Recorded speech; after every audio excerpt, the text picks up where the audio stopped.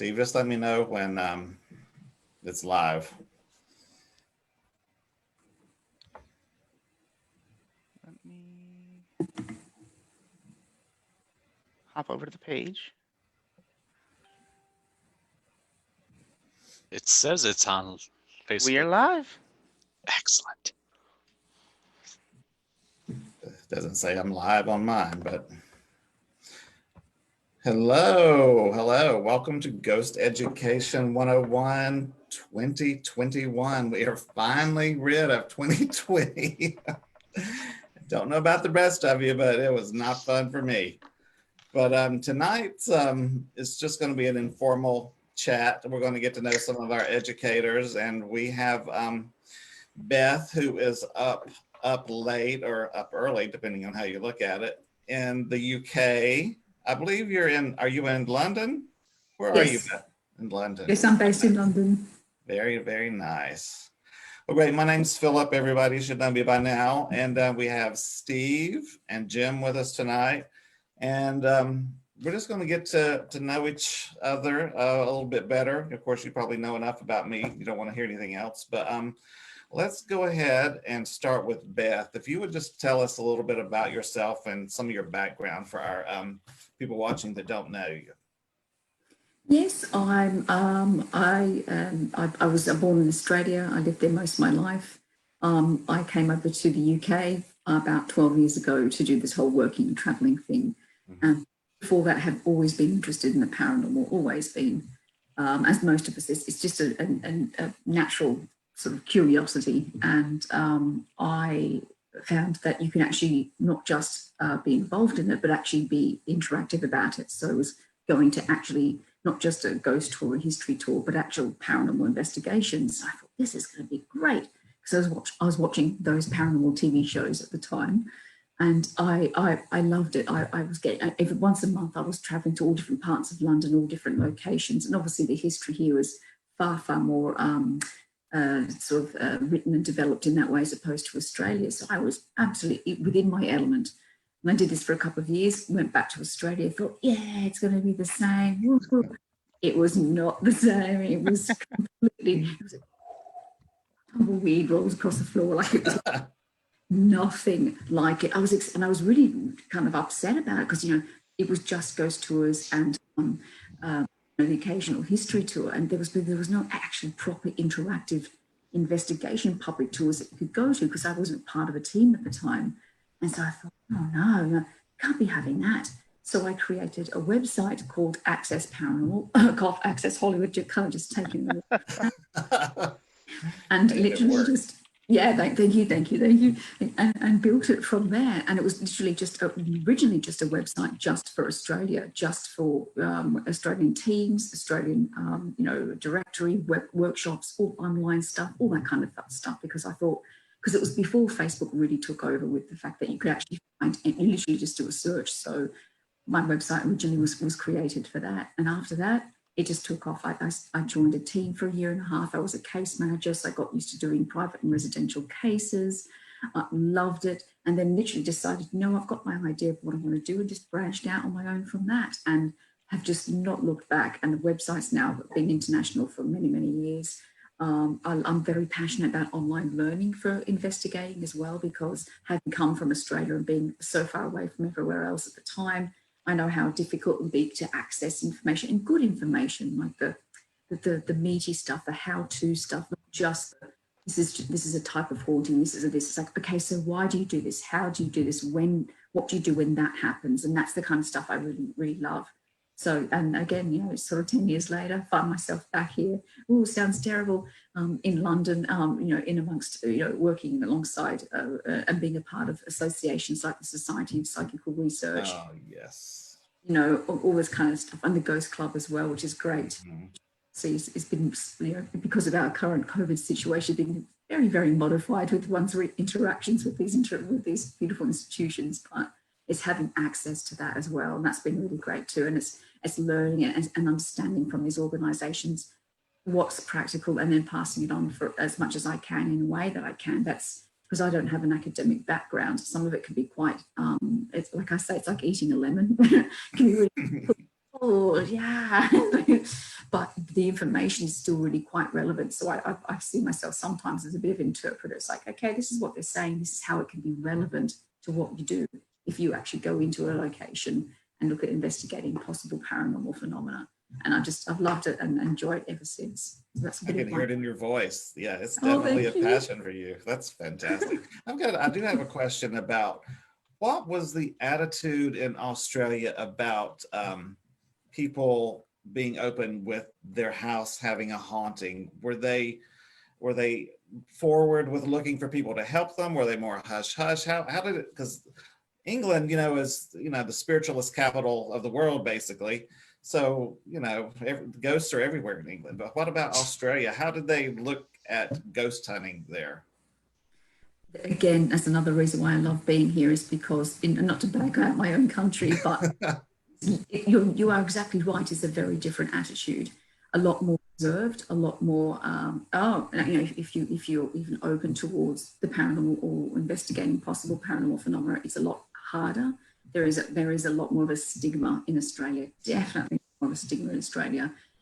Here it's a lot more open, a lot more easier to learn and to go and speak to people. I'm not sure if it's because of the population thing. I mean, Australia obviously coming from and being based and established from the British here, you would think that that attitude would have carried on. For some reason, I don't see it. I definitely notice a huge difference, but you are right. There is a very big difference in Australia. It is a lot harder.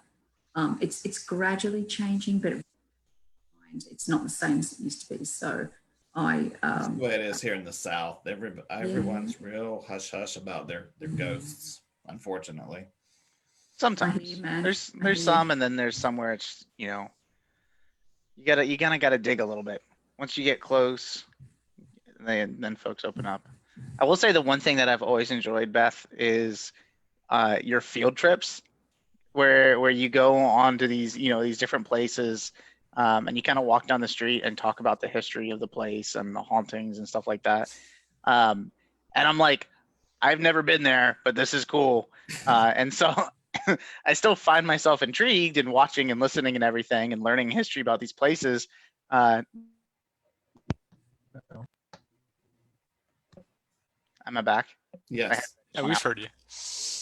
Not sure if I'll ever make it over there, but I always find it really interesting. I love the history behind it, so I think that's really cool. All right, Jim, tell us a little bit about your background. We haven't seen you in a while. You've had a busy summer metal detecting. Yeah, that's my other passion and my hobby is treasure hunting, bottle digging, metal detecting, stuff like that. I'm probably the newbie of this group. I've been in the paranormal field for almost 4 years now. I grew up as a kid, loved paranormal, loved the Bermuda Triangle, Loch Ness Monster, Bigfoot, ghosts, all that stuff. And in September of 2015, my mom didn't make it out of heart surgery, passed away. And then 9 months later, my only brother committed suicide. So pretty tough 9 month stretch for me. And that really prompted me to want to find answers and try and figure out what happens when we move on, and just not only to give myself some comfort, but to help other people who are going through the same thing or have experiences in their home, try and give them answers as well. And I believe in the paranormal and synchronicities, and one of those happened the night my mom passed away. We came back to and I apologize for my miracle cat. She likes to be involved as well. The night my mom died, we went back to my parents' house. My mom collected teddy bears, had like 400 of them. And my dad said, "Why don't you take one home to remember your mom by?" I was like, okay. And she had a set of about 10 of them that were really special to her. I looked through all of those meticulously and picked one out, took it home, not afraid to admit that I slept with it that night. The next morning, I woke up, and remember, I meticulously looked at all these teddy bears, so I made sure they were clean and everything. Next morning, I woke up, it had a green mark on its forehead. My mom's favorite color was green.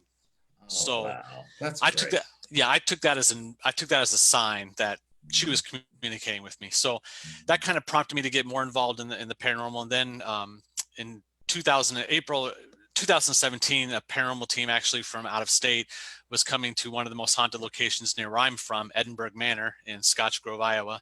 And I saw that they were coming. I asked as a freelance journalist to come cover them, their 2-day event, and write some articles about it. I went. Within 5 minutes of being in the building, I had my first paranormal experience. And it has that specific thing that happened has not happened since, and never happened before. It was a piece of camera equipment, and I was hooked. And then shortly after that investigation, the leader of that team, actually said, "Hey, I'm going to start a chapter in Dubuque. I have an idea for a TV show." Shocker, people have ideas for TV shows. I'm going to bring strangers together in Dubuque and form a team, and the TV show is going to cover how that team is trained and comes together and works and becomes an actual paranormal investigation team. So he asked me to be the lead investigator of the Dubuque chapter. I accepted because I was excited, and we trained with that team for a while, and then we finally figured out in October of 2018, about a year and a half later, that it wasn't going to be the perfect fit, because that person wanted to have a TV show, wanted to be famous, wanted to rub elbows with people, didn't believe in para-unity. And we're big believers in para. We don't want a TV show. We want to help people. So we split off and formed Transcendent Paranormal Society in October of 2018. And we've been very, very busy since then. Fantastic. Is the Valeska murder house in Iowa? Or... Yes, Valeska is on the western side of the state, Okay. along with the Squirrel Cage Jail and Malvern Manor, which are 3 of the most haunted locations in the Midwest. So they're all on the other side of the state, 4 hours away, that I don't get to go to. All right, Steve, tell us a little bit about yourself. My turn. No, I'm just kidding. I'm Steve Dills. I'm the director of Transcend Paranormal. Very, very similar to Jim's team. Yeah, we're Transcendent Paranormal Society. Transcend. So we like to joke about that, but it's fun. We were formed officially, I guess, in 2010. We kind of been together a little bit before that. But I kind of got into the paranormal from a childhood incident when I first moved to Virginia, where we operate out of today. Had some really odd things happen there. Doppelgangers, having my name called, doors opening and closing, the whole gamut, the whole fun thing. Sounds fun. Yeah, sounded great. Scared the ever living out of me as a kid. So that was fantastic. And then, there's John. Hi, John. My buddy John's on. And so that kind of got me to the point of asking, why? Got into a rather large team that was somewhere between 3,000 to 5,000 members. It was kind of like a big group, if you will, and kind of how they operated. It's called the Richmond Paranormal Society. So those of you that are around Virginia, it's still open. You can still join. It's kind of fun. We share, different things there. But the whole idea back then was, let's grab a location. The first 10 people that sign up get to go in. Which was great, but if you weren't immediately at your computer or at your phone, you missed out every time. And so luckily I'm a nerd. I was on my computer at all times. So I got to go, but I also saw a lot of different faces. And I'm very big into trusting the people that I go into these unknown locations to me, in the dark, pitch black. And I want to be able to trust the people around me and make sure that, I have their backs, they have mine, and we're going to work together well. So that's how we formed our team, Transcend Paranormal. And then we just kind of snowballed from there, started working with historical sites, and knock on wood, but the last 2 years, we have raised $30,000 each year for the different historical sites that we work with. We do 100% donations go to their sites. So good for you. We have fun doing it. So it's a lot of fun. I have an Beth, are you on a team? Beth, do you have a team in England that you? I don't. Okay. I'm a bit of a rogue. I was part of a team for a year and a half back in Australia, which was a really good experience. And I think anyone who's starting out, I think I recommend that as well, because you really do get to learn. But I've been independent for probably about almost 10 years now. My gosh. And when I say independent, it's not like I'm going to a location on my own and that's it, and I'm sort of risking my health and safety by doing so. Independent is just collaborating with other teams, groups, sure. So doing my own thing as well. I really like the freedom of being able to do that, and I thoroughly enjoy that. I think I learn it's better to suit me because I much more from doing that. Yeah. I failed to, in my part, to talk about Transcendent Paranormal Society is my team. Our team, I never say our team, and it's out of Dubuque, on your team? Iowa. Yep. How many's on your team? We have 7 people. How about you, Steve? How including many's me. on yours? I think we have 13 right now. Whoa, that's a big one. We're kind of a big team, but we are very busy. Like we have, so not only do we handle like private cases, but we're also doing like one of our team members does a monthly ghost tour at one of the historical sites. And so that takes up a lot of time, right? And then we do public events, and that's on top of the private investigations, on top of our own research. And so we have a lot of helping hands for some of that. We have a lot of volunteers that aren't even part of our team that just want to volunteer. They want to help out. They get to investigate, and they also help out because it's somebody that we know, that we trust, that can help lead groups through an investigation. You know, typically folks that haven't investigated before don't know the location. And it's great because everybody volunteers. And so, you know, 100% of the proceeds go right to the location. So we've got a pretty big team.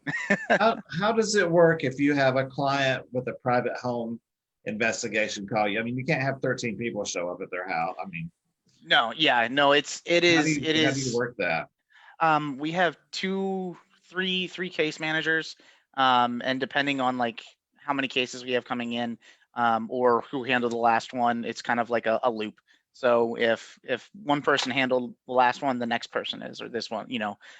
From there, they, you know, chat with the client, get an address, kind of get a square footage or an idea of how big the location is, because we're not sending 13 people into a 2-bedroom. You know what I mean?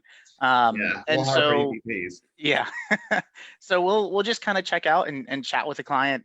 We do our interviews separate from the investigation, which is something we've talked about in a previous live stream. So check that out, everybody.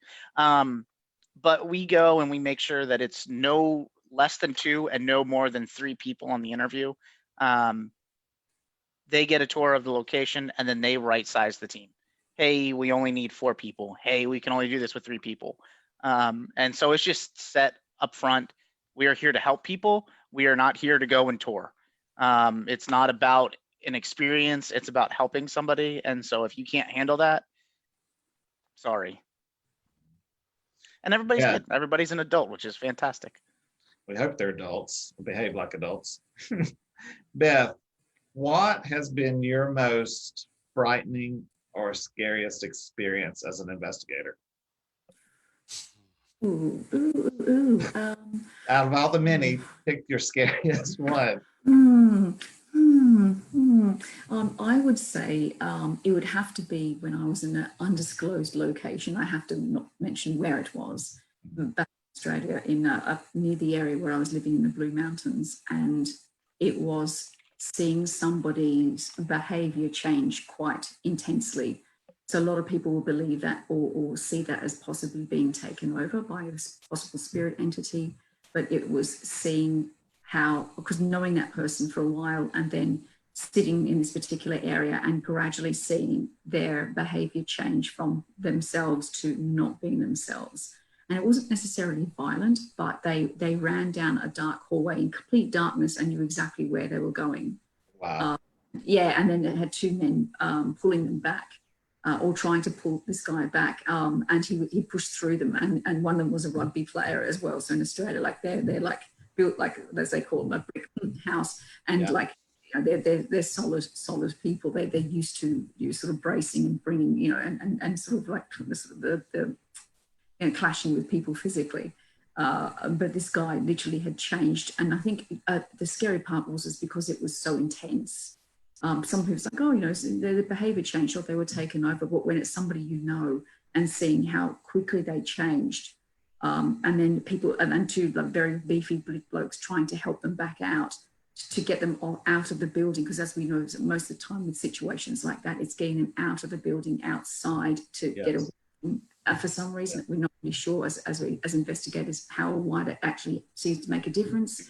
You know, somehow outside as opposed to inside seems to make a difference. Get them outside, and he completely changed. And what can often happen is that they become unwell. So he was unwell a couple of times because there's the whole shift of whatever was going on internally, whatever was going on.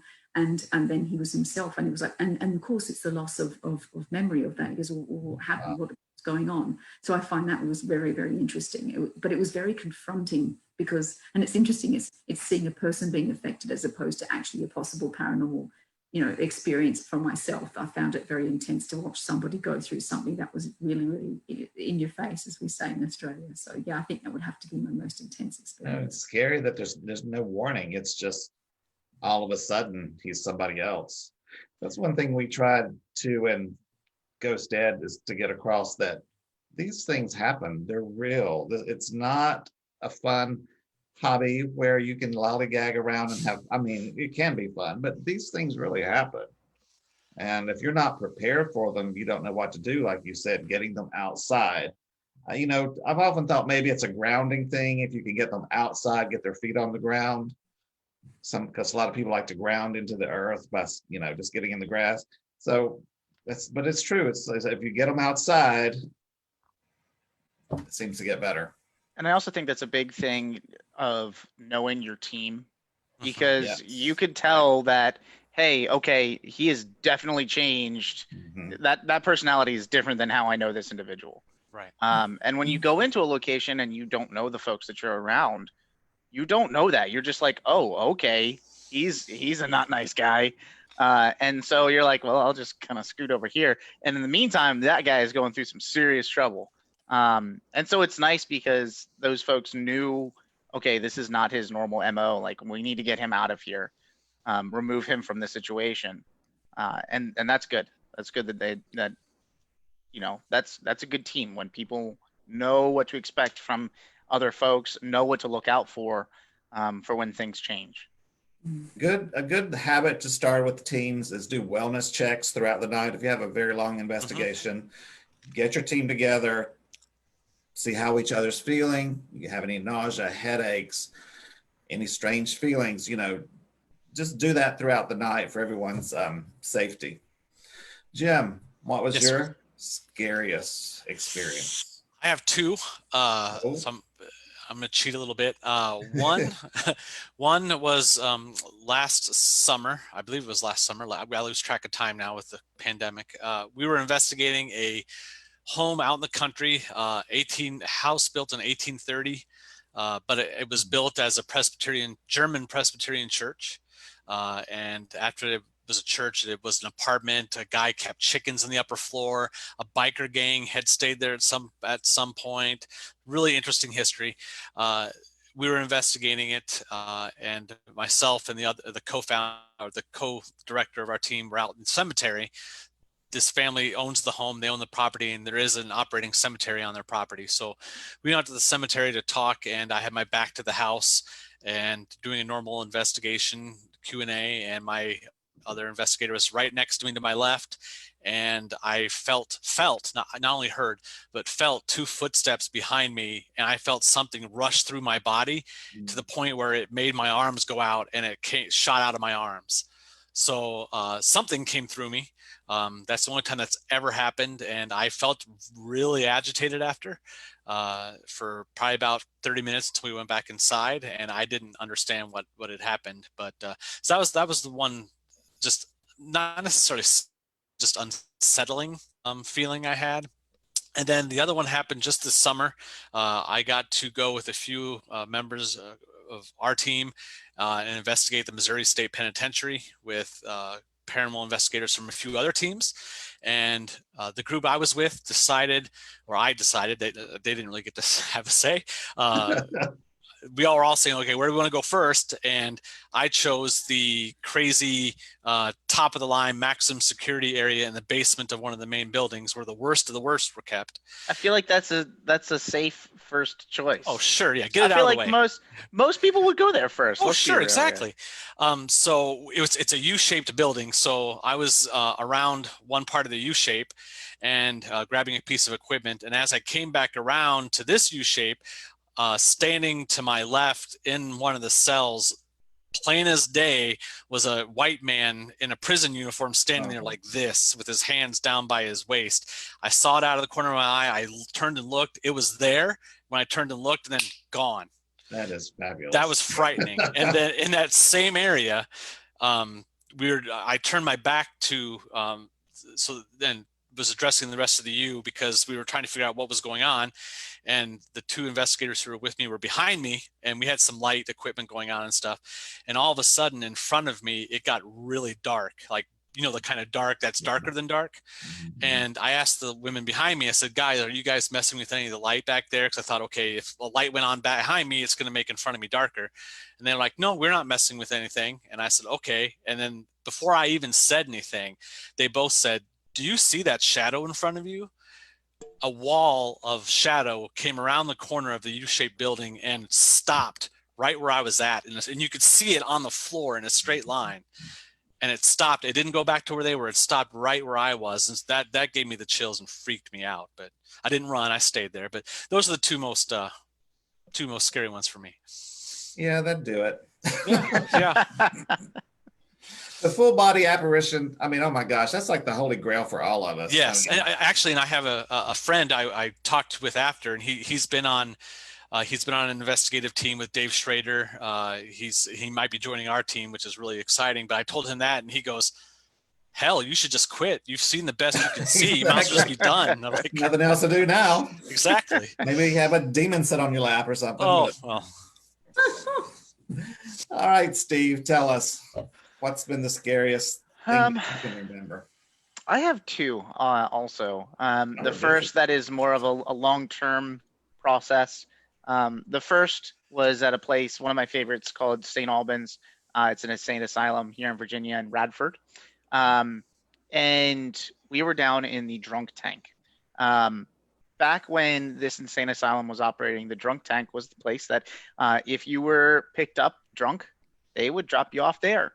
And you would stay there until you sobered up. And so they have snacks. Yeah, maybe, I don't know, peanuts. Great. But and so we went down there and we figured, what better way to kick off activity than to play some Johnny Cash. Johnny Cash was incredibly popular at the time that the asylum was in operation. So we played two songs and we just went silent. So that we could listen to the entire building. We had the entire building to ourselves. The way that the room is situated, we were in the main hall, which was a big room. And then off to the right, there are three rooms. All right. Down the left wall, there's one way that goes out, one single door. And then there's another hallway at the very end beyond these three little rooms that pretty much goes into a dead end. There's like a very tight turn and then some stairs, very tight stairs that go up.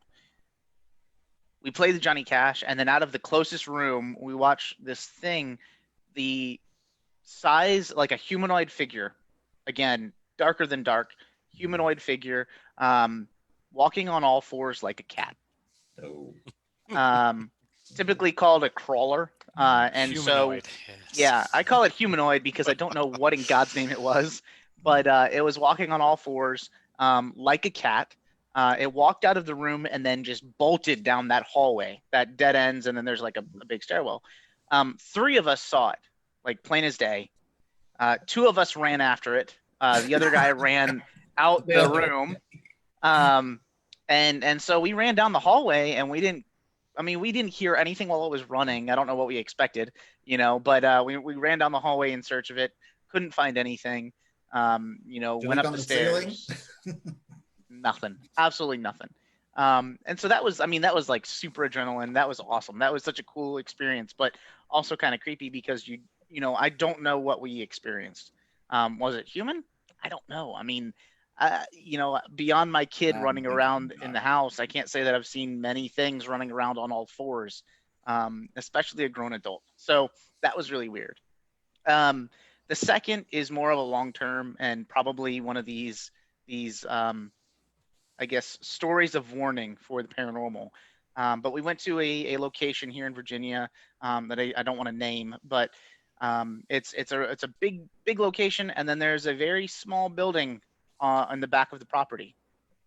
And so we investigated the big building, and it was really cool. And then they were like, okay, well, we're going to lock up the big building, but if you guys want to go hang out on the property, you can hang out there until the cows come home. So we went out there. Keep in mind, folks still investigate this location to this day. We went out to this smaller house that's on the back edge of the property. And this was when that horror movie called Mama came out, with the two little kids that go into the woods. And so we have two team members on our team that, like, we have to scare. Like, that is the typical, like, at some point during the investigation, we will scare the absolute hell out of them. Okay. And so,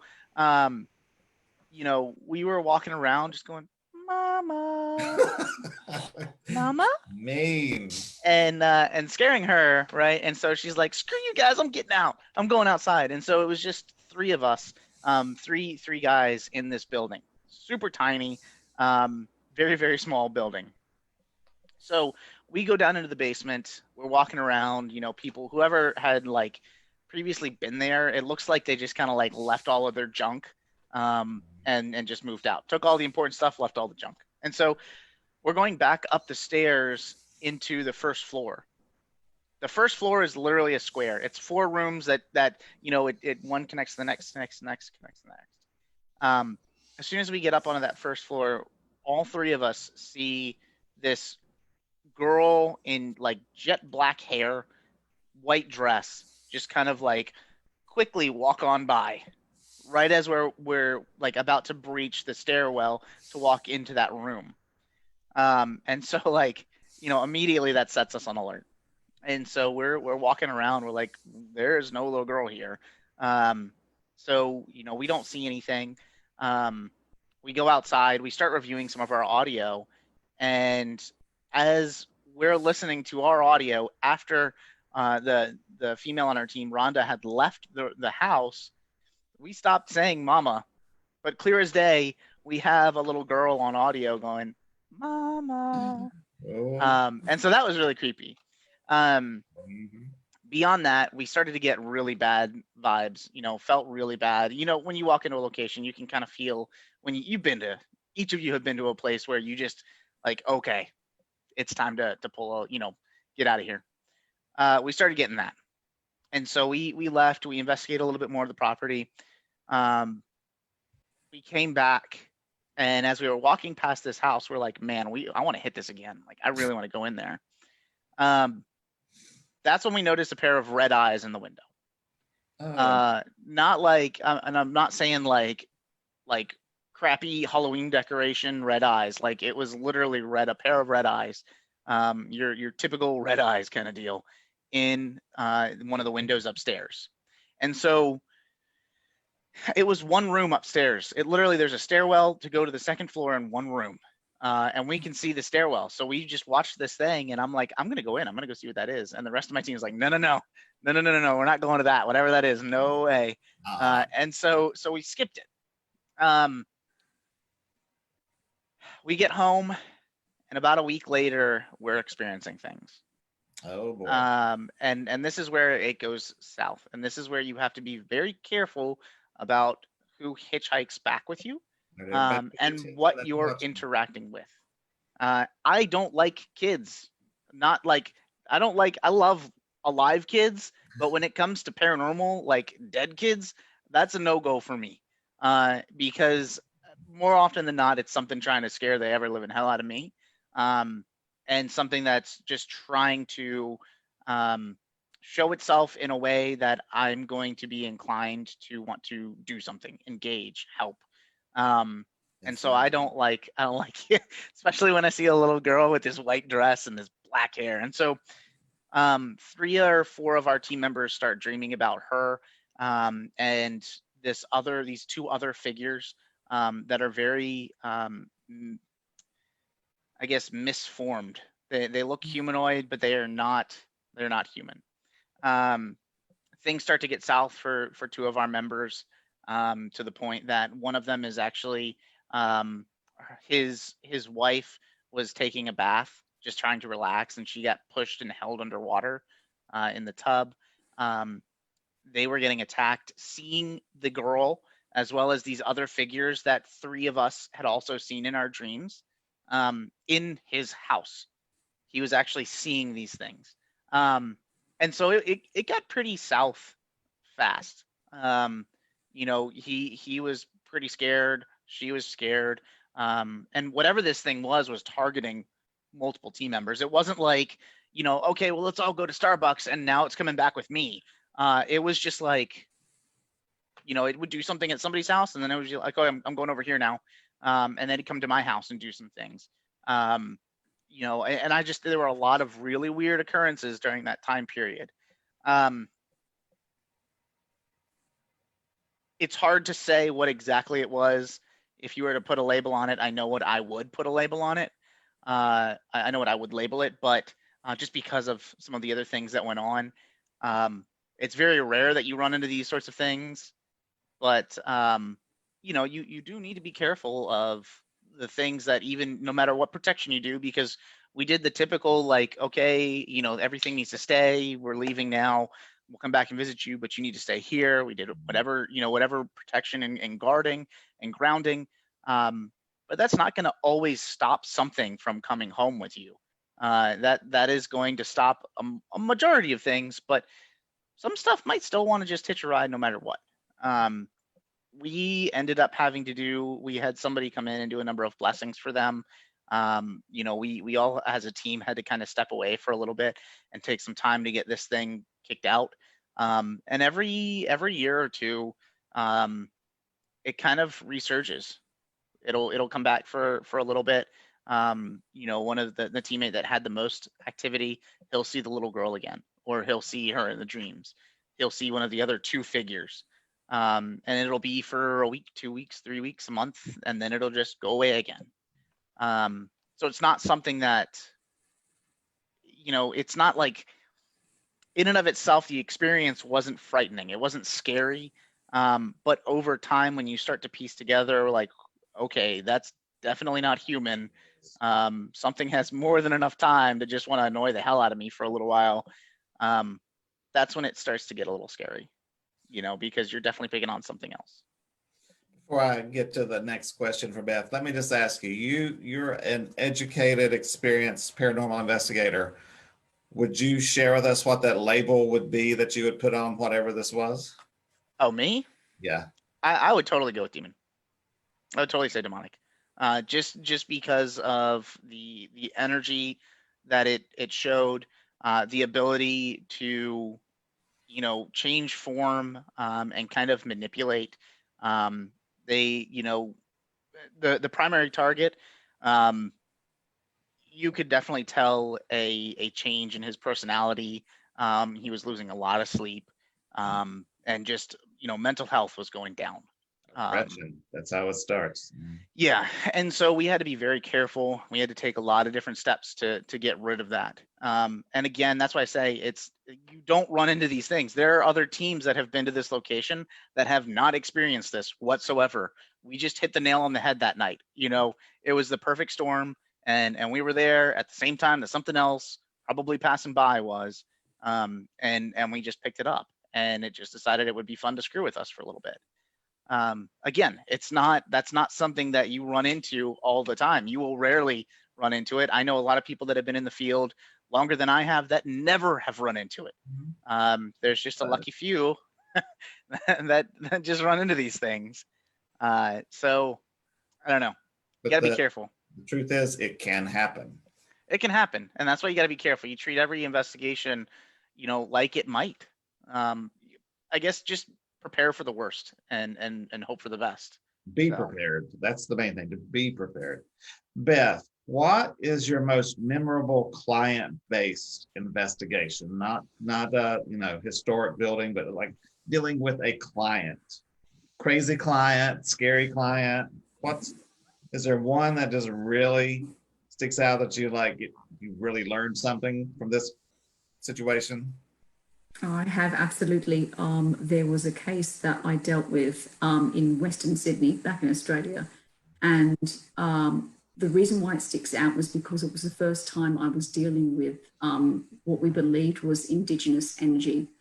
And so that was a whole other ball game as opposed to dealing with your sort of standard activity. Because, and the reason why we deciphered that that's what could possibly be happening is because firstly, the client was actually seeing an Indigenous man in her back garden walking through and going and at night time, and it would frighten her and it would frighten her children.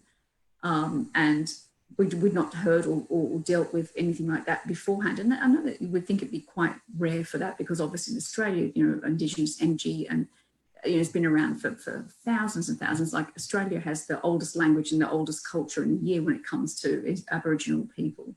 So you would think there'd be way more cases of that happening. But you'd be surprised it's actually not as much. So when you come across something like that, it's interesting, but also quite challenging in Australia because a lot of the Indigenous Australians in Australia don't like to talk about their dead.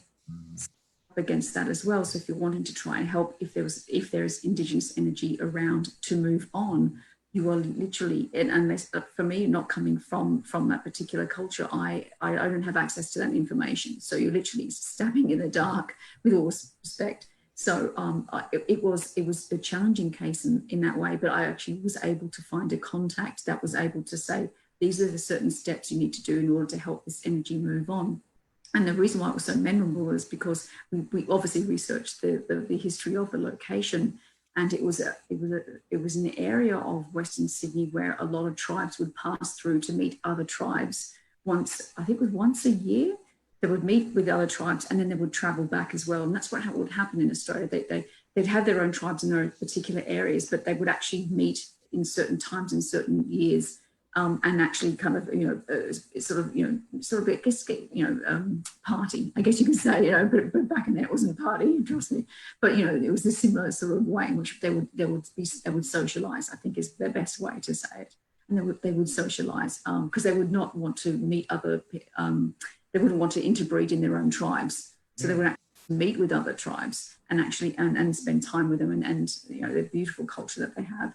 So that was interesting. It was literally, it forced me to open my mind when not only having some knowledge of Indigenous Australian culture from growing up a little bit, which is not a lot. I think it needs, personally myself, it needs to be way more than what they give in schools. Hopefully it has changed since I was there. But also at the same time, coming from their thoughts of life after death, like what would happen. And there is still very much unrest from an energy perspective about the European, they say, settlement, but I call it the unsettlement in Australia. Let's be brutal, that's exactly what it was. And I think that still underlies a lot of stuff. And there's probably a lot of that goes on that, a lot of investigators come across that they don't have the actual help for because, Aboriginal people do not want to speak about the dead. They don't want to talk about their ancestors. They talk about the dream time and how the land was formed and how it works. But when it comes to actually talking about anyone who's passed, there's programs in Australia where, if it is a possibility that somebody who is Aboriginal is going to be watching, there is a warning beforehand, we're going to be talking about the dead here. If it's something that upsets you, please turn off the TV. So it is, and as I said, it is it's a challenge, a big challenge as an investigator if you think you are dealing with Indigenous energy in a case. So that really blew that in a way. It's like, okay, we're dealing with this particular situation. How am I going to find a solution for this particular person? And luckily I did find somebody who was being fantastic about it and very, very open and actually ended up helping us with that. But yeah, that's probably one of my memorable cases. Would you equate the Indigenous people there to our Native Americans here? Is that? Yes. And of course, our Native Americans are very spiritual, nature. What about the Indigenous people? Were they spiritual? They have very their own spiritual. Okay. Yeah, same thing. I think it's very similar. The times I've been when I've been to Vegas and spoken at a conference at Las Vegas Paranormal and stuff, and being out in the desert and obviously different other parts as well. I found there's been such similarity in how they believe because it's old world paganism in that sense. It's really just very spiritual, but it's interesting that in Australia there's a real retraction when it comes to speaking about the dead. And I think because I questioned my contact who I actually mentioned before who was able to help So why is it such an issue? Like, why is it you're able to talk about it? You can talk to me, I'm not from your culture, and you can tell me the customs, and yet some, like if I go to the Aboriginal Council of Australia, I go, can I speak to somebody? Yeah, we'll get someone to call you back. Nothing. So why is it okay for you and not for them? And she said, her interpretation is when Europeans arrived, they said, this is how you're going to live. You're going to be Christianized. You can't talk about your dead. You can't talk about your culture.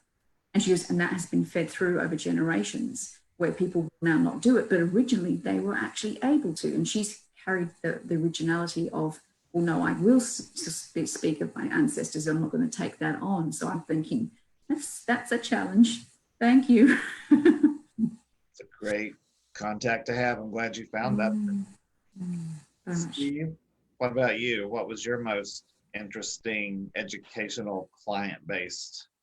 Mine also goes down the weird side, and it's more of a pitfall of mistruths, I suppose. And remind me after this, there are a number of questions that are in one of our streams. We have a number of questions. Somebody watch the time, because I can talk about this all night. But so problem. we had a case a number of years ago that this client wanted us to come in. She was saying that something was happening in the home. Her 2-year-old son was experiencing a lot of activity. And normally when kids are involved, we drop everything and head straight for that client, especially when kids are involved. And so we took the case on fast so that we could get out there. As always, first thing we did was head out and we did an interview. This was a joint case with another team. It actually came in from one team. They didn't have enough folks that could go on the case and kind of react quickly, so they reached out to us, and so we went in and gave them a hand. I can't stress enough going in and doing an interview first. We went in, did an interview, found out that the home had been utilized by their family. It was a smaller house, but at one point, the grandmother who had owned it previously raised like 7 or 8 kids in this 3-bedroom house. It was a smaller rancher, and so they were definitely packed in there. But, as we were talking with the client, she's like, oh yeah, I don't know how they did it, but there were like 7 kids in here. My grandmother was always, very prim and proper. Everything in the house had to be clean. Everything had a place, the whole 9 yards. The first thing that kind of tipped me off was they had accumulated a fair amount of things. And so there were a lot of things in a home that was always for years a not things house, right? It was always decluttered and clean. And so she wasn't sure that it was her grandmother maybe that was upset because there were, a lot of stuff. And we're like, well, definitely, it could be clean. If you just declutter some of this stuff, it obviously is going to inherently feel better no matter what. Even from remove the whole paranormal, if you have a clean environment, a clean space, you're going to feel better right off the bat. We get in there, we find that the client had been utilizing a Ouija board. I'm not one of those people that are going to be like, oh, don't do it. But you need to know what you're doing. And if you don't know what you're doing, then don't do it. Like, that's simple. You wouldn't get on a motorcycle without training. And for those of you that would get on a motorcycle without training, God bless you. And so, she had done that, didn't like the reaction that she got. So she cut it up into 4s and burnt it. Not a good thing. She had also dived into runes. Again, one of those things, if you know what you're doing, great. If you don't do it. And so we're like, okay, well, obviously the first thing is you need to not do that. And, stop trying to communicate with whatever's here. And let's, do an investigation. Didn't get a whole lot. We ended up going back again. This time we find out a little bit more. We still get very little, very minimal stuff. Probably the amount of EVPs that you'd get running audio anywhere. So, you know, we leave again. Next day, a lot of things are happening. You know, didn't sleep. The kid is experiencing a lot of things. I still need you to come out here. We go back out for a third time. This is when we find out that our client is bloodletting, and also doing automatic writing, among many, many, many, many, many other things. Her thing is she wanted to still communicate and still kind of explore the paranormal, but she wanted it to be safe for her son. But she didn't want to stop doing what she was doing. It took us 4 times going out there before we found out this information.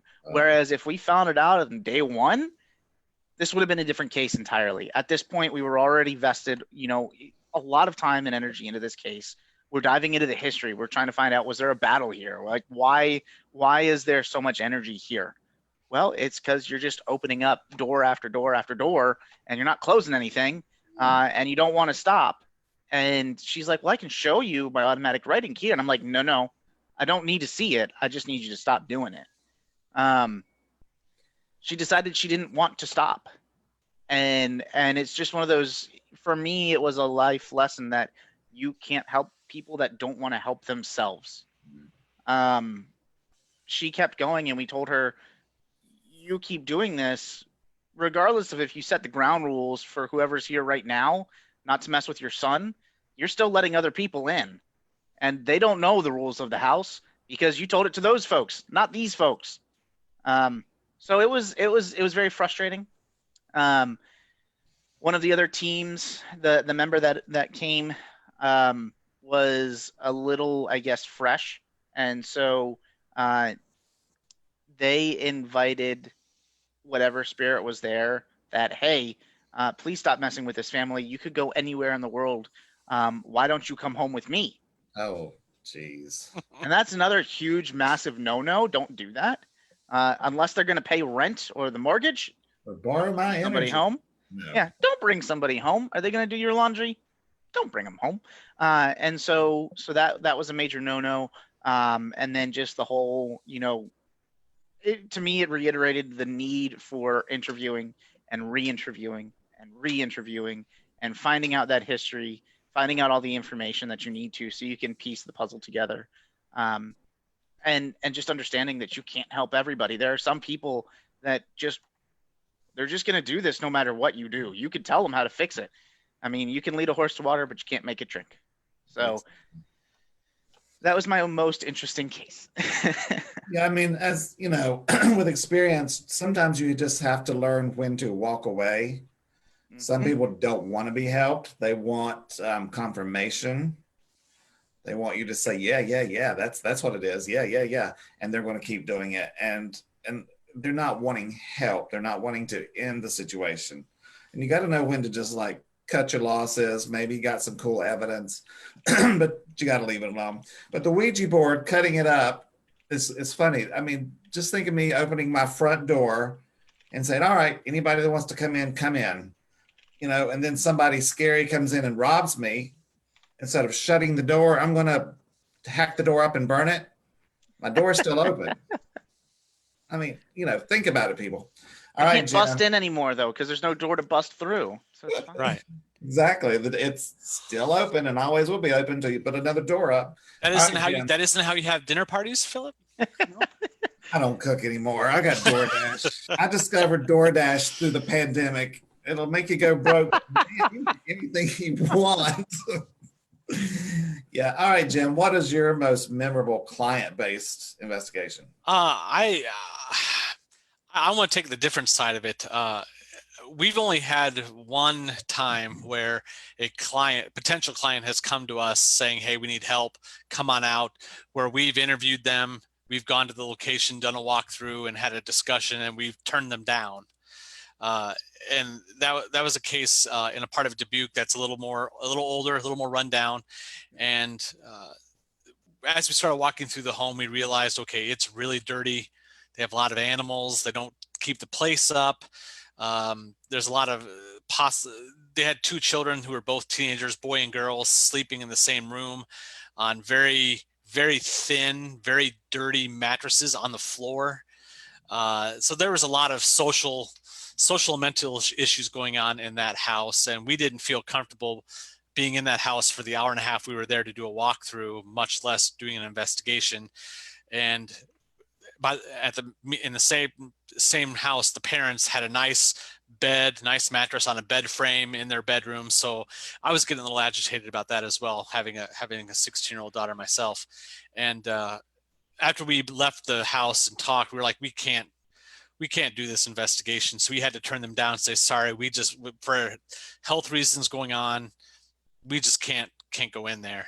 And it was around the same time that another couple that we had investigated their house, they have a daughter who's a child clinical psychologist, and she came to a public event we had called Spirits and Spirits, where we go to a bar and people come in and talk to us about the paranormal, and we just hang out. Yeah. And met her, and she was saying, you know what, I need to be on the DL as far as being active and helping you guys, but if you ever need me to help and assist in a case, I'll be happy to. So that was great that kind of happened. That synchronicity happened that way. I've actually been amazed at the hospitality of a lot of our residential clients. We've had 2 in particular. The first one we did right after we formed our own team, about a month after we split off, and another one more recently. But they've stocked their fridge for us. They've had hot coffee on for us. They've had soda in a cooler for us. They've had brownies, all kinds of treats set out. And they're like, help yourselves, guys. You're here all night. It's great. So I'm always amazed when we have hospitality like that. That's happened a couple times where they're welcoming us into their home. That's hard enough for a lot of people. But then to be that hospitable, to lay out a spread like that is amazing.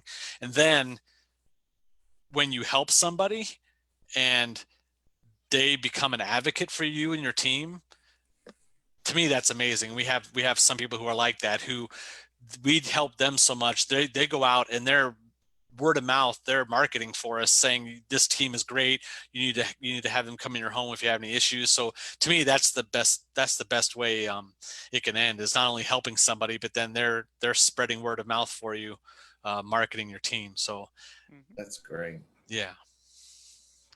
We do have a few questions. Do you want me to dive into those? Case, I'll have to tell you sometime, but we ended up getting subpoenaed to court. But oh yeah, Steve says we have lots of questions in the Facebook queue. Do we want to answer some of those? You go, Philip, and then we'll oh no, it was very interesting. We had a female client that contacted us that her husband's best friend had moved in with them to supposedly help him with his business. I don't want to say the business, but anyway, he was self-employed. And after he had moved in, she started hearing voices, children's voices in the walls. And I thought, well, maybe he brought some attachment, blah, blah, blah. Long story short, after all the interviews, she sounds, pretty normal. We get there, she comes out, and, we have cameras on from the moment we get out of the van. She had like rainbow colored hair. 2 kids had colored hair. I'm a hairstylist, that's cool, but something wasn't right about this. She was very thin and just looked a little haggard. And my suspicious mind is going. We said, well, is your husband here for the investigation? Well, actually, I've got a restraining order against him. We got into a physical altercation and he's not allowed to come to the house. Add that, keep that in the back of the mind. We're like, oh, okay. But, we need to he knows we're coming. Well, she said, well, I told him I was doing this because I had to find out what these voices are. We go in the house. There are like 2x2 holes cut out in the sheetrock everywhere in the house where she's been looking for the voices. Okay. I also noticed there were scratches all up and down one of her arms. And I said, oh my gosh, how did that happen? She said, I don't know. I just wake up and they're there. Something's getting me in the middle of the night. Add that to the pile. So we said, where do you hear the voices at mostly? And she said, in the garage, coming out of this one area. So we go in the garage. She's pulled most of the sheetrock and the insulation down out of the garage ceiling, looking for these voices. We're standing there. We hear the voices. I said, I said to my teammates, do y'all hear that, right? And they're like, yeah. I said, is there any reason your husband would be trying to drive you insane? And she said, well, he told me about a year ago that he was going to put me in the mental hospital and take the kids and leave. And I was like, well, I think he's come close to doing that because we can hear that. That's not a ghost. There's some kind of device in your in your ductwork. So we're going out to get our equipment. Who pulls up into the driveway but the husband? And I get a little worried because we know he's not supposed to be there. I tell my teammates, I said, we have one that does the filming for the team. I said, do not take the camera off of this dude. I said, something's telling me. He gets out with a pizza. She goes out to the car. She's walking back. And I say to my teammates, he's not supposed to be here. She's walking in towards the house. And this is where my mediumship, whatever comes in. I hear, do not eat that. I tell her, I said, could you please stop for just a minute? I said, didn't you tell me he's not supposed to be here? Oh, yeah, yeah. And I said, can I look at this pizza? Well, you could tell something was wrong. I said, do not let the kids eat that. Do not eat that. Put that, wrap it up. I don't put it in the freezer. Do not let the kids eat that. So long story short, we have her leave. We do our investigation. We're getting nothing because we already have a clue what's going on. Not to mention when he pulls up in the driveway, my radio frequency meter starts going off, which that means there was a radio signal coming from the truck to the house. After he left, we didn't hear the voices again in the garage. Long story short, we felt like they were being drugged by the husband. The hair coloring was an attempt to, in case there was any testing of the hair, he possibly thought that the hair dye would keep the drugs bleach out. Yeah, bleached out. So there were some other things I can't disclose because it's confidential, but we were worried for the children. So we called to check on them the next day, and she is going into this rant of like, my children are in the walls. I don't know who these kids are. These are not my kids. I can hear my kids in the wall. We're like, oh boy, what do we do? So we called Child Protective Services. We told them, I said, they're going to think we're a paranormal team. I said, we're going to have to do this the right way. And they were very nice. We told them what we thought. I said, you can have all of our video to see what we were talking about with the holes in the walls, blah, blah, blah. So anyway, we emailed them everything. She called back in about 3 hours and said, we have the kids in custody. And long story short, we had to go be witnesses. And what we suspected was true. They tested the food and there was methamphetamines in the food. So you never know what you're going to run into. You have to use your eyes, ears, your sensibility, everything you've got. You always have to be on top of it. That was one roller coaster of a case. I'm glad that you're like, oh no, don't worry about it. Well, and that's. And when we got summoned, our summons to go to court, I said, I wear a suit and tie. I mean, I said, they're going to expect people with brooms and, Ouija boards and crystals to show up, and my teammates, the two ladies are stunningly beautiful. And we walk into the court and they said, are you the attorneys for the case? And we're like, no, we're the paranormal team. They're like, oh, okay. So anyway, that's all crazy. right. So what are some of the questions we got from the people? So I apologize. First, the Paranormal United Network, your questions are going crazy, and for some reason I can only see some of the questions, not all of them. So I apologize in advance. Bart had asked questions later. We can go back and answer those later. Oh, we can answer them. We can answer them later if we want to. Some of them are really easy. Some of them now, but the ones we don't get to, we'll go back. Oh yeah. Bart had asked, have any of you ever investigated a hotel? Yes. Yes. I've done Yeah. a bed and breakfast. That was the speak. I've investigated a casino in Vegas. Oh, wow. Can you say which one? I've been to Vegas. Bingo's Casino. I don't know it. Did you actually understand any of the EVPs, or was it just a lot of like Slot machines. garbled, sloppy words, all the slurring? mafia language, and and sometimes as investigators we do understand the fact that it can actually be like paranormally quiet in that way. But so it was paranormally quiet for the time. But for me to actually investigate a casino in Vegas, That's pretty cool. Binions, that's what it was. Binions Casino with EVPS at the time, and again, like it was one of those kind of like, I guess you guys could also imagine there are some locations that almost feel like you're in. It's like being with a celebrity.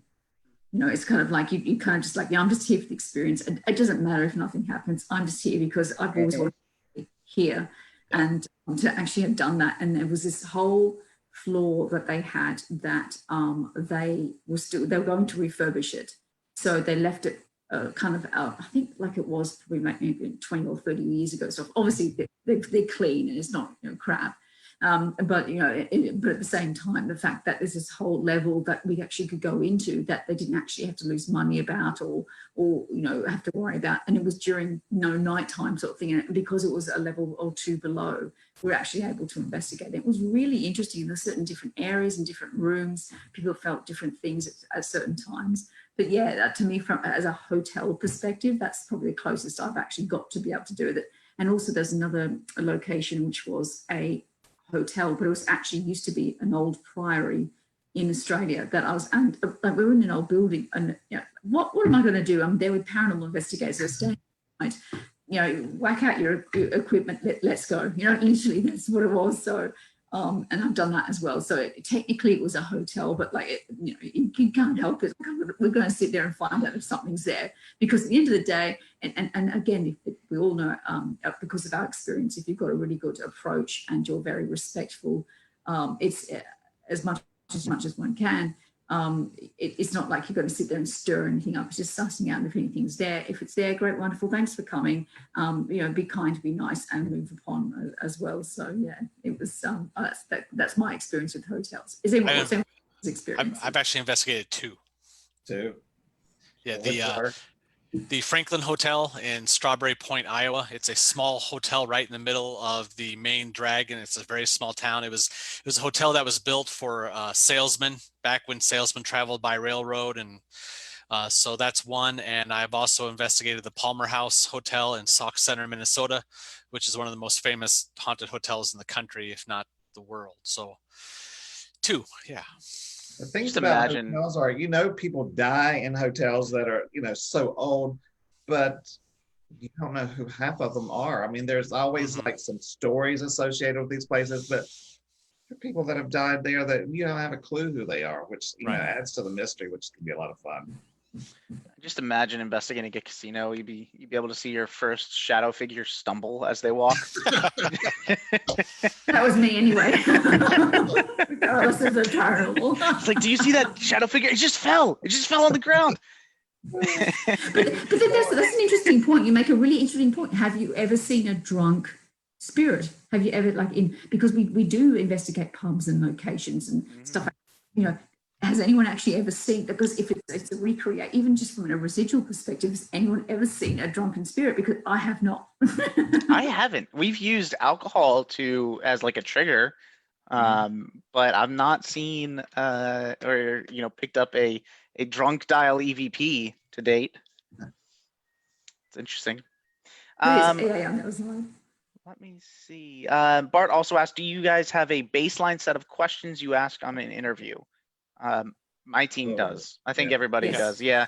I'm sure. I think, Philip, didn't we release like something for that, like a baseline of questions? And also Martha Decker Hazard Decker did a live stream. She was a police investigator, and we did a whole presentation on how to interview clients. So you might want to look that up, and she'll, because that's fascinating, because you can ask a question 4 different ways, trying to get the same answer to see if they're, that's one of the things we do is we don't stop at one question. We ask it 3 or 4 times in different ways and on different mediums. I might ask via email one question, phone, in person, and that way with recording all of those, I can see how they line up, see the tone and inflection in the answer and those sorts of things. But yeah, we do have baselines. It makes it very easy to go in, so you're not just like, you didn't forget to ask a question that is very important, or maybe you found something that you really like, a question that you really find is useful. You can add it to your baseline, and that way it's a little bit easier going into these stressful situations of interviewing. That can be a very stressful situation in and of itself. And these questions, I mean, a lot of these questions are very, very personal, but there's things you need to know. Mental history, medications, anxiety in the house, divorce, fighting. I mean, these baseline questions that you're speaking of, they get very detailed and very intense, but we are professionals, so we keep all this confidential, except for the case I just told you about. But yeah, those questions are very, very important. Let me see. I love the new Facebook, everybody, on PC. Oh, it's just fantastic. Can't find it. What can you do, if anything, if you go into an active house and it is very quiet? Well, you don't want to intentionally try to stir up something in someone's home. That's the first thing. And we're in a house for a few hours. Nothing may happen. We could leave, and the next night all hell breaks loose in the house. It's just the way the paranormal world works.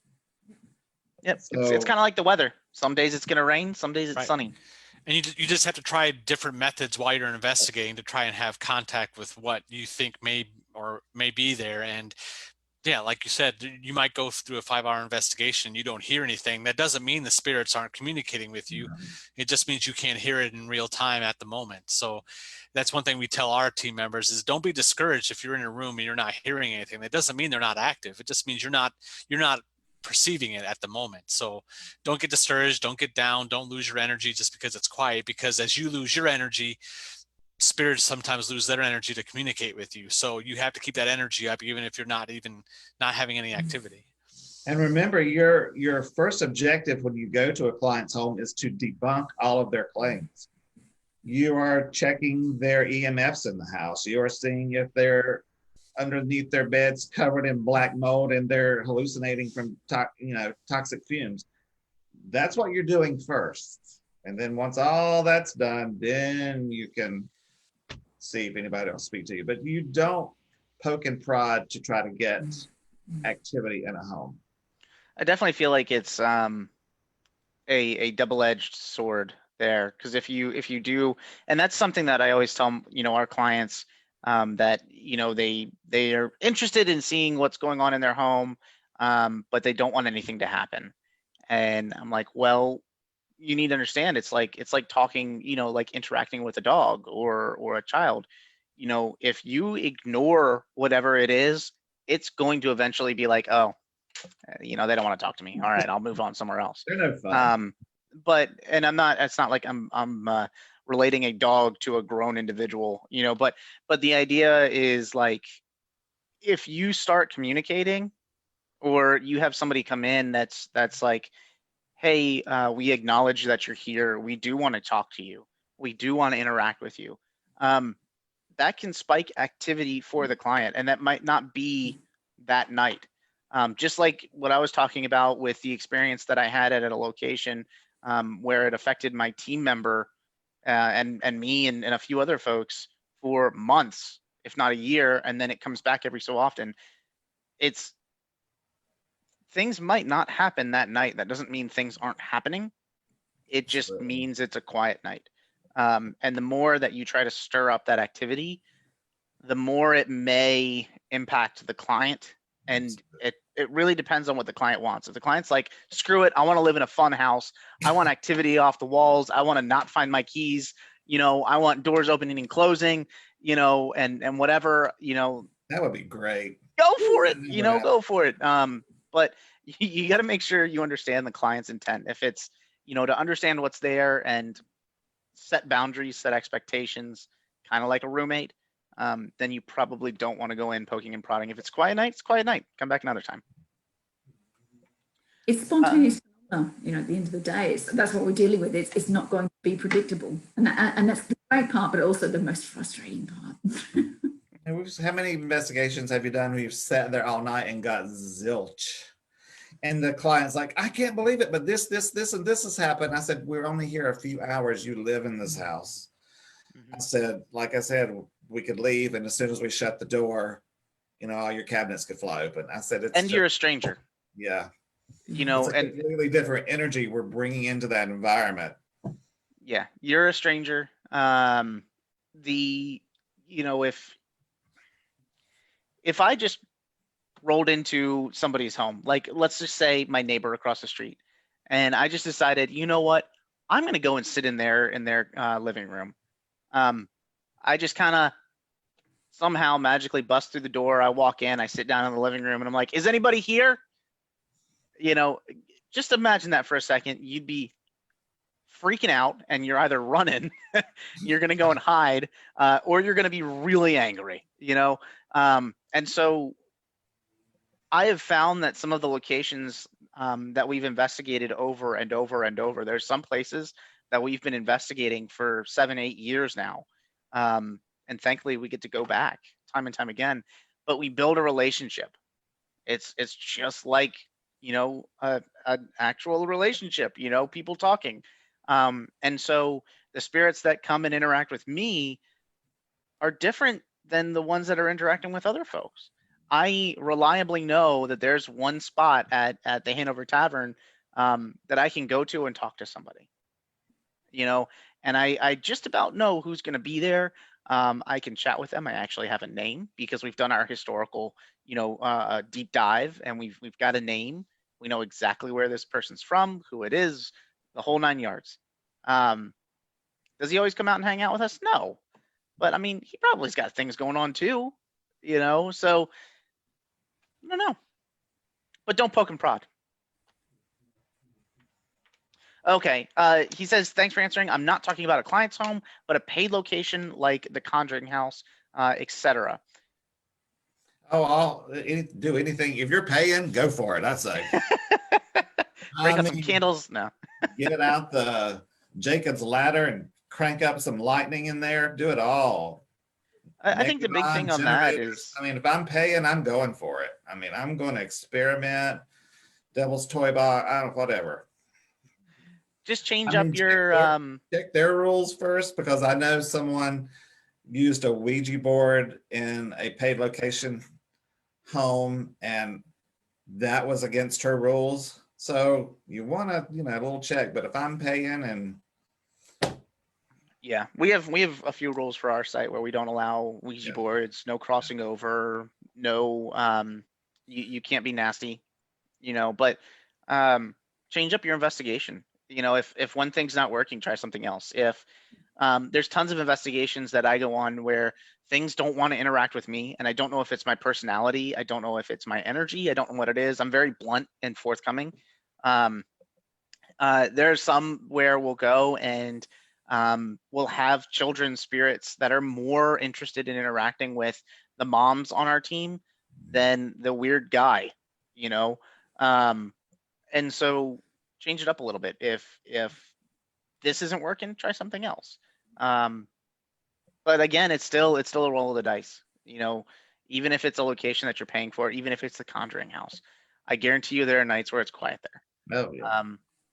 There's nights where I've gone to some really, really active locations, and it was great. It was fun, but nothing happened. Because we don't know what the perfect storm is that enables these entities to do what they do that we find so fascinating. Is the moon in the right place? Is the air temperature right? Is the air pressure? We don't know. So it may not be right. I call it the blame Philip. Yeah, paranormal lasagna is like there are different layers that we don't know of, but when those layers, I like that. That's when it happens. It's a paranormal lasagna. And when talking about paid locations, there's a couple of jails in Australia that I've been able to, and also in the States that I've been with, and be able to investigate. And again, like you mentioned, it's you've got to tailor the way in which you are when you're in those locations, because I'm not going to sit there, come and have a cup of tea and sit and have a chat with me. That's not going to work in a prison. Yeah, I'm using that. You probably get more out of it by saying that, but and also from a female's perspective, in a wing of a jail that has been male dominated, or had a lot of males in its time. Again, it's a different dynamic. Again, it's part of a lasagna that at least you can see. But yeah, it's a work in progress from that perspective, and I think it's tailoring it. I know that, of course, I can mention the word provocation. A lot of people can be very, like, I'm not going to go into Art Maud's house in a private residential case and go, come at me, bro. But, when I've got a paid location where it's in a jail, I can say, come at me, bro, because for me to be able to see if anything's there, sometimes you've got to go to the level of the kind of people that have been there. And it doesn't mean you have to act terrible, but at the same time, I think sometimes one's language and approach can be tailored to that. I personally have done that, but yeah, you've got to pick and choose your battles, as we've all said. I'm stealing that dough. Paranormal lasagna. I like it. I like it. Brushy Mountain Prison a couple of years ago, me and some friends, and here's an example of getting activity to happen. My friend pulled her top off, and it's a prison. That did it. A lot of EVPs. That worked. I'm impressed. But she said, "You want me to do it?" I said, "Of course, I want you to do it." So that's tailoring your experiments and things to your location. You would not go to this lady's house down clients down the coast and pull your top off. I mean, but in a prison, sure. That's it. Again, you're dealing with a different type of energy, entity, that kind of thing. Your language needs to change. Your approach needs to change. Look at the possibility of what's left by.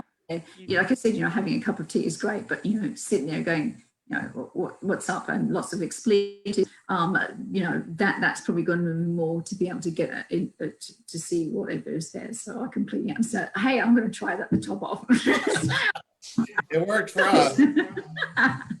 I think it's cool though. You're tailoring your investigation, like you said. I mean, when we investigate the tavern, we'll use liquor as a trigger object, sure. and we get activity. When we investigated, the cool thing about the tavern that we investigate is there's also a courthouse and a jail. It's all part of a county complex, and so we have access to all three of them. And it's really cool because we can kind of reenact things. Like we had a female sit in the judge's chair. And that was a huge no-no because women weren't allowed to be judges in colonial America. And to get the reaction on that, we actually had investigators stationed in all three buildings. And when she sat down in that judge's chair, we were getting activity in the jail of people like going, wow, what's going on over there? We were hearing cell doors open and close. We heard activity in the court house itself of some of those doors opening and closing. And in the tavern across the street, we're hearing running, like footsteps, like people moving, just because of this one person in another building over here that's doing something that was such a huge no-no for that time period. So, it's not really it's not necessarily being rude. We're just kind of utilizing our knowledge of the history of that location, of the people, of the environment. I wouldn't go to some place that the Civil War, like a Civil War battlefield in America, and ask them what their favorite football team was. That just nobody cared. So it's just tailoring it. Glenn asked, he lost his mom 9 years ago in April. She visited me in my dreams to let me know she is still with me. Do you believe loved ones can visit you in your dreams? 100%, absolutely. And that's how they do most people who aren't mediums, because they're captive, and they will just understand it better. But absolutely, yes. I think so. I agree. I've had a lot of very weird things in my dreams, and I do feel like it's when you're unconscious, you're in your subconscious state. You're a little bit more open because you're not so your mind's not running a million miles a minute focused on this and that and that and that and over there, and you know, it's a little bit easier. That's it for the questions right now, as far as I can tell. We're closing in on 90 minutes. Yes. I think we're good. We got all the questions. At Phil's least frozen. in chat. Phil is frozen. Poke him. Let's all pretend like we're frozen. Oh, Yeah. now there he is. Now he's back. My internet just went right out. Okay. Well, we're at the end, so it's perfect timing. Jim, Yes. where's one place that you would want to investigate if you could choose anywhere to investigate? I don't like the overly commercialized popular places. I tend to stay away from those, Missouri State Penitentiary being an exception. So I really can't pick one out, because most people, when they answer that question, it's going to be a stock answer, Waverly Hills or Allegheny or somewhere that's really well known. Villisca, I wouldn't even, you know, it's in my state. I probably will end up going there sometime, just because it's in my state, but that's not something that's on my list that oh my God, I have to get there. So I really don't have a spot that is like my dream spot to go to. I like I go to the places that are off the beaten path, a little less known. Any other questions? We've got what, 5 minutes?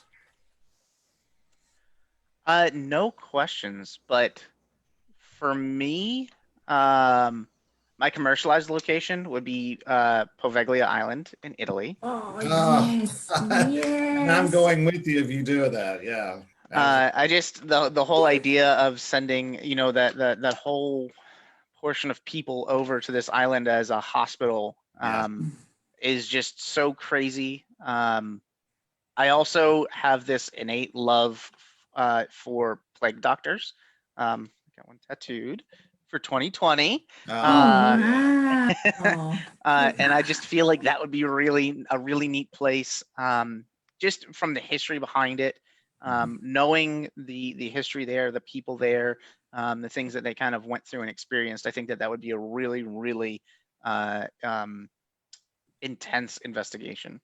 On a personal level, I am, for whatever reason, I have found myself on this Patrick Henry trail of investigating. You know, Patrick Henry was born around here. He gave, well, he argued the Parsons Cause, which for America was one of the sparks for the American Revolution. And he also gave the infamous "Give me liberty or give me death" speech. And so we've investigated the Hanover Tavern, for example, where I'm on the board at. He was a bar boy there. That's where he learned, he found his passion for law and love of law. We've investigated one of his homes, a church that he has attended as a boy. And so it's one of these weird things where we just keep ending up at places with Patrick Henry, and following him down his life, you know, his journey. And so for me, I think that would be cool to just continue investigating some of the locations around here that do have, you know, Patrick Henry has been there, but it's not open to the public. It's private homes, or they're just not willing to entertain the idea of paranormal investigations. But I've found so much cool information that tie these locations together, not necessarily from like a particular spirit. Like, I'm not saying I'm interacting with Patrick Henry, but just the entourage, the people. When you say different names at these locations that are all tied to these other spots, it's so cool to get replies and affirmatives and answers that really tie it all together. And I love that. I love being able to tie it. So, Beth, how about you? Where's the one place on your bucket list? If I could have the access, which would never happen, is the town of London. And again, I with Steve, it's like there's this love of this city, a love of London, the love of the history. There's no way the Crown's ever going to let anyone in there in that regard, and on a public's perspective. But the Yeomans that actually look after the place, I would love to actually pull them aside and go, what have you experienced? Because some of them actually still live on the property and actually obviously look after it. So I'd love to actually at least chat to them and go, you know, you've got to, you know, I say you've got to experience something. It's almost like I've got to be careful. I'm not front loading in any way, but like you're just saying, you know, so that kind of spooky stuff. Like, do you experience spooky stuff? You've got to be really kind of covert with it. But like that would definitely be it for me. It would have to be there because it's such an old part of London and such a highly recognised part of London. And there's been rumours about murders and all sorts of stuff and all sorts of people buried in the church and the floors, like Anne Boleyn's there, all kind of stuff. Like it's just, it's incredible. Like, you know, to be able, to me, it'd be like, again, it's like meeting the celebrity, but on steroids, and it would just be incredible. So that would have to be it for me. And just, yeah, and obviously for us, as we can imagine, it wouldn't be just like, oh, I'm just going to investigate this for one night. No. I need a whole, I need repeatable stuff going down. Like, you know, like I'm not doing this one night stuff. So that would be the ultimate for me. But there is, I can guarantee 100% in my lifetime, there is no way this is ever going to happen. So, but one can dream. I've been there. That'd be like investigating the Paris catacombs. I would die to do that. That would be so amazing. I'd have to go back in time to investigate the place I'd want to, because it's no longer there. The Borley Rectory. Yes. Everybody look that one up. That would be, yeah. That would imagine that. Yeah. I'm hearing you, brother. I'm hearing you. That's everyone's homework. Look up Borley Rectory. All right. So let me just say thank you to everyone. I really appreciate you joining us. And Heather, we hope everything's well with you. We're sending you our good wishes and thoughts and energy. And our next live stream is January the 20th. We're going to have Stephen Woodward, who runs the Paranormal United Network. She was hanging out in chat a little bit tonight. Hi, Stephen.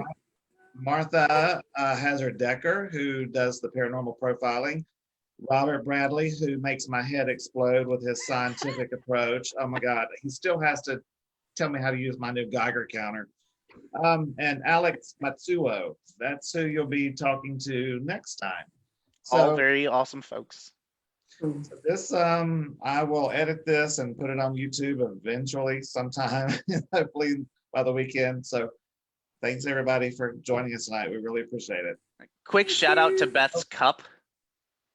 Oh, what is it? Yes, it's a skull. Love it. And cat. And my dog is snoring over here. All right. Bye, everybody. Bye. Good night, everybody. Or good morning.